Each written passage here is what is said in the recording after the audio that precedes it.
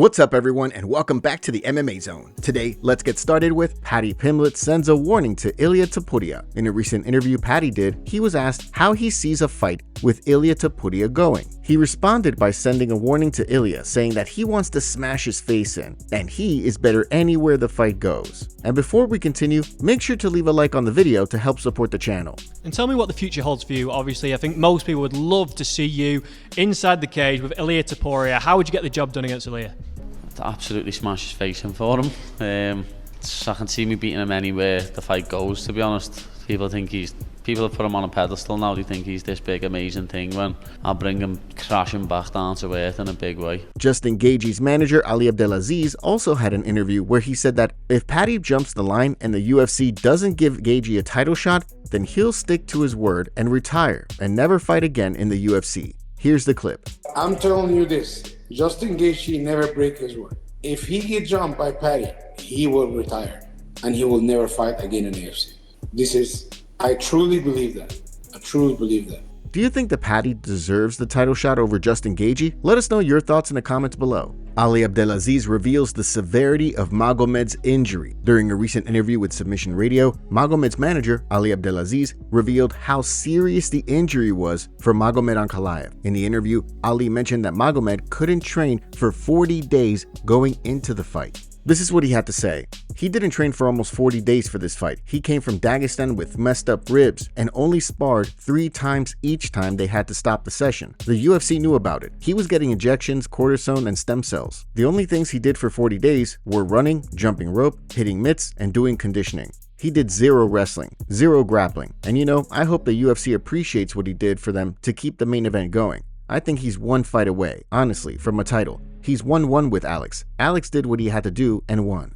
Now Ankalaev needs to go out there and remind people why he was the best guy in the world. I was begging him not to fight, and he did not listen. Do you think this warrants an automatic rematch, considering the UFC apparently knew heading into this fight? Or do you think Magomed needs another win before fighting for the title? Ante Delija releases statement following UFC loss. The UFC's latest card at the Apex featured more than one controversial outcome. And due to what went down in the headliner of UFC 321, it's really generating a ton of talk. If you saw the card, you know that for several moments, it looked like heavyweight Ante Delija had recorded his second UFC victory. After he fired away at Waldo Cortes-acosta with numerous punches in round 1, referee Mark Smith jumped in. Cortes-acosta, however, signaled that he had been poked in the eye, and after the replay confirmed that he had been fouled, the fight eventually resumed. Not long after, Cortes-acosta bombed Delija with a thumping right hand. Well, not surprisingly, what transpired generated considerable debate and outcry. Following the fight,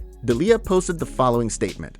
I'm not sure if I hit him in the eye. I think it's near the eye, and of course, I want a video where you can see that stab. The referee did not show timeout, but stopped the fight, and therefore declared me the winner. That decision cannot be changed later. The opponent sat and relaxed while watching the footage, replay used after the interruption, which rules do not allow. After all, the fight continued irregularly.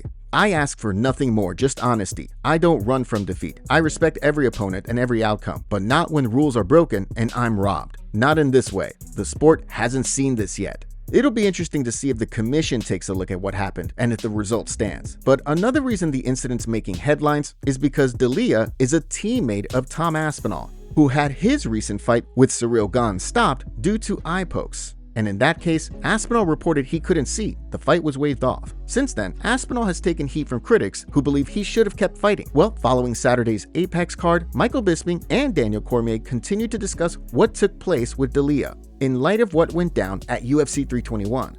I've never seen anything like this in all of the time that I've been involved with mixed martial arts. I have never in my life seen anything like it. It was definitely a first. It's not. There's going to be a lot of people talking about Tom after this. I don't think it can be directly. No, it can't. Related. It can't. No, it cannot.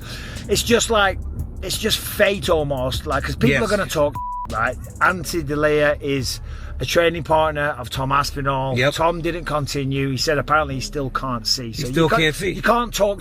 You can't. But Waldo did carry on. And he knocked him out right away. And then he knocked him out That cold. was the craziest. Jiri Prochazka plans on moving down to middleweight. Jiri Prochazka still has his sights set on fighting for the UFC's light heavyweight belt one more time. but the former champ is signaling once again that a move to middleweight could be in his future. Ever since Prochazka came from behind at UFC 320 to put away Khalil Roundtree Jr., he's been campaigning for another title shot. More recently, however, Jiri attended the Octagon 79 event in his native Czech Republic. While talking with Patrick McCrory, Prochazka was asked about the fact that he recently raised the possibility of dropping to 185 if he doesn't get tapped for a title shot at 205. For me, to cut to 205 is not a problem. I think to 185 middleweight will be really something, and I believe I can make it with my body. I know my body, so I believe I can make it, but it depends. I really first want to bring the title to Czech Republic, light heavyweight. If you follow Jiri, you know that he also mentioned dropping down to middleweight even before he took out Roundtree Jr. earlier this year. He told several media members the following: "Rather than heavyweight, I thought I'd try middleweight. Because the way I feel my metabolism now and the way my body works in preparation, I know that if I adjust my diet to where I feel great and clean, I know I could handle the middleweight division with some lighter diet." It'll be interesting to see how this all plays out. Currently, Prochazka is tied with Magomed Ankalaev in the #1 ranking at light heavyweight. Could the UFC book him to fight Pereira next, even though he's lost to the champion twice already? Is that a fight that Pereira would even take? Is Pereira even fighting at 205 next? Or will the UFC call on the surging Carlos Ulberg, who has 9 straight fights, has never fought for the title, and is coming off a wince-inducing knockout of Dominic Reyes? Alexandre Pantoja sends a warning to Joshua Van before UFC 323. Alexandre Pantoja is a significant favorite to hear and still when he faces Joshua Van at UFC 323.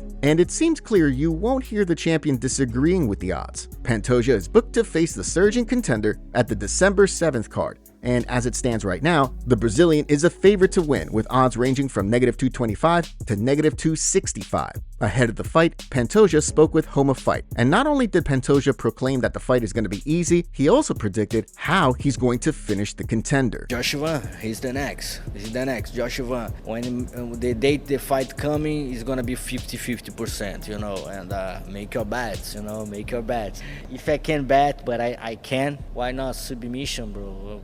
Easy money, man. I thinking about the guys in the last my two fights, see the odds. Pantoja finish with submission. Maybe I need a choke. Woof, a lot of money, bro. If I can bet, Pantoja versus Joshua Van, need a choke. I don't know the round, but man, I go to the guy. Now, when you consider that Pantoja has defended the flyweight crown 4 times now, and that he's widely considered to be one of the best pound-for-pound fighters in the world, his comments here shouldn't be all that surprising. Joshua Van has won 5 straight, and is coming off an impressive victory over longtime contender Brandon Royval. But it's certainly true he hasn't faced the same level of competition that Pantoja has. Can he score a big upset at UFC 323? Steve Garcia explains UFC call-out. Steve Garcia continued to showcase that he's one of the most dangerous featherweights in the game on Saturday. But it looks like the surging fighter is hoping to face a guy who's really known for "do we need the stretcher" moments.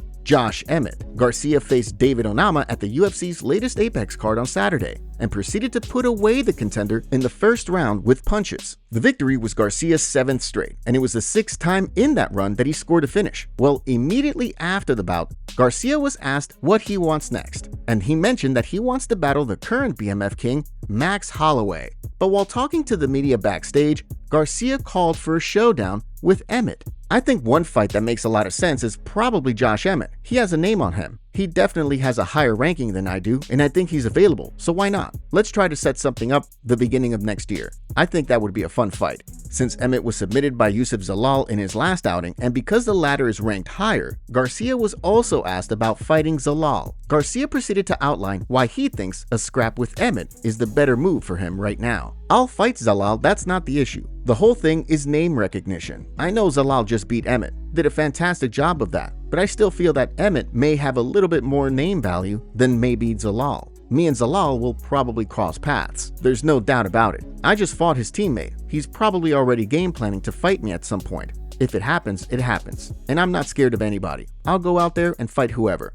I'll fight 3 people in a night. I don't care. If that's what they want me to do, that's what I'll do. The 33-year-old Garcia also said this: I think to the fans, it's more exciting to fight in Emmett. Let's have headliners again. Let's go Emmett versus Garcia instead of Garcia versus Zalal. I think I might be able to sell a little bit more with Emmett than I do against Zalal. Does Emmett have more name value at this point? Given that some people still haven't finished talking about his knockout at Bryce Mitchell, it is possible. If you're curious, heading into this weekend's action, Garcia was ranked number 12 and Emmett was sitting in the number 9 spot. Zalal, meanwhile, is ranked number 7. Dana White releases fighter for gambling scandal. The UFC's latest card at the Apex was largely meant to serve as a stage for Steve Garcia and David Onama, but unfortunately for the promotion, talk about whether one of the card's fights was fixed is now making headlines. Not too long before featherweights Yadier Del Valle and Isaac Dulgarian headed to the cage for their fight, reports of some massive bets getting put on Del Valle started making the rounds. Initially, Dulgarian had been the betting line's favorite to win, with odds at -240. But by the time the fight was set to happen, the line had tightened to -160. Well, as you may have heard, Del Valle ended up winning the fight via first-round rear naked choke. And after the bout, it wasn't long before social media was lit up with concerns. Here was some of the response. Fuffy Sizzin posted the following report via X. He also shared an AI overview that said Dulgarian at one time trained with James Krause, who was ultimately suspended over gambling and betting scandal. We just witnessed the fixed fight at UFC Vegas 110 between Isaac Dulgarian and Yadier Del Valle. 5 huge bets come in on Del Valle in round 1 through Hard Rock and gets flagged. Dulgarian ML from -270 to -135 within hours on fight day.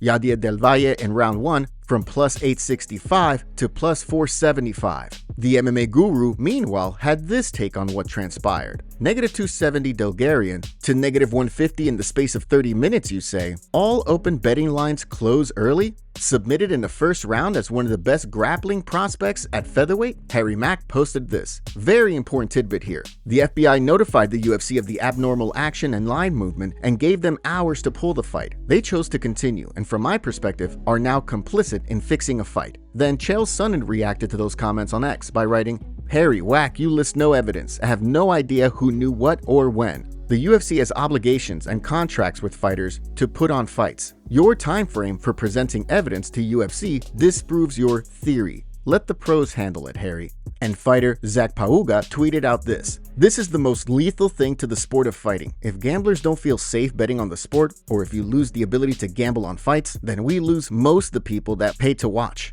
But what about Dulgarian's performance? Well, following the fight, Michael Chiesa, who knows a thing or two about fighting, and especially grappling, had this to say about it. "That was an performance. It was absolute trash. He fought like an amateur. You fought like a guy who doesn't even belong here. And I hate to just totally on the guy, but I've got to be honest with my assessment. If that's how you're going to fight, there's other people who are more deserving." And that's not all. People also reported the following interview Dulgarian did with MMA Junkie Radio, in which he said that fighters should get a percentage of any winnings that people get from betting on them. "Hey, I say don't bet on me unless you're paying me some percentage. I'm doing all the work." That's how I feel about it. You know what I mean? Like, I work my ass off every day. You know, I'm trying to support a family with this. And, I think they should put some type of clause, like 3 or 5% of what you make goes to the fighter. You know, so that's how I think they should do it, because we're the ones putting our lives on the line. We're the ones, sacrificing everything, training all day long. Losing a social life, all that type of stuff. So yeah, if you're betting on me, I want some of it. Following everything that's happened, late last night, the UFC removed Isaac Dulgarian from their roster, according to Ariel Helwani. He said the following on X. Isaac Dulgarian, who was submitted last night by Yadier Del Valle, has been released by the UFC, sources say. He was released today. The official reason was attributed to last night's loss. However, the bout has been the center of controversy after a ton of money started to come in on Dulgarian, who is a sizable favorite to lose in the first, which is what happened. And according to one source, the release isn't about a finished contract. The only thing I can confirm right now on my end is Isaac told me he signed a new contract when he signed the Yadier fight. So this wasn't just a "we aren't re-signing him after his contract expired" situation. He told me he got a new contract. So it looks like the UFC must know exactly what happened to warrant a release to someone who just got a new contract.